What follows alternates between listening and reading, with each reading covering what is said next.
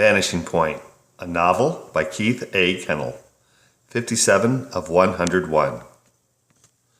Part 57. Suzanne rose from the table. "I need to go speak to Mr. Adam," she said to Carla and Stacy. Wiggling her fingers, she added, "He was one of my students back at Lake Myrtle Elementary. I'll be right back." "Okay," Stacy said to her retreating form. Turning to Carla, she asked, "You said Caleb was in prison 6 times? How is that even possible?" "Well, I did say that, didn't I? I exaggerated some. He was in jail 6 times from that first heroin charge up to the assault, but he was only in prison the 2 times. That Wisnatsky was good, and Elohim had a lawyer of their own. 2 convictions, distributing heroin and aggravated assault, because that man was always aggravated."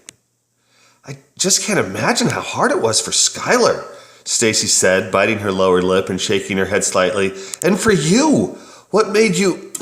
Well, when did you decide enough was enough?" When would probably be right after his heroin conviction, but how was another kettle of fish? I mean, where was I supposed to go and what was I supposed to do? I even got no GED, and what I do have is a baby girl that I have to take care of. Before he was in prison, Caleb's parents would slip him some money, and then when that stopped, I went to work at the Walmart. It was right close. I mean, walking close and straight up George Wallace, which weren't the best street to walk on because it hardly had any sidewalk, but it was close by. My mama told me from the get-go not to be dreaming of moving back in with them because no grown-ass daughter of hers was moving back in the house. But she didn't mind watching Skylar when I was working. Said it was nice to have a pretty little innocent angel to tend to. I miss my mama. Yeah, and my daddy. But I don't know what I would have done without my mama. Speaking of angels, I tried to get me a job at the Hobby Lobby there, but they didn't hire me.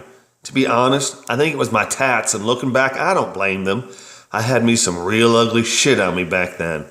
"Well, that shouldn't matter," Stacy said indignantly. "I mean, lots of people have tattoos."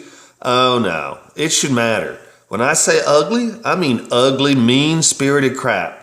See these angel wings?" she asked, turning to the booth so Stacy could see the tattoo wings that jutted out from the straps of her wife beater.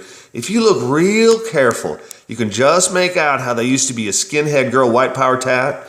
I'm afraid that's the kind of ugly I'm talking about. May Jesus forgive me. That's the kind of shit them Elohim boys just love to see."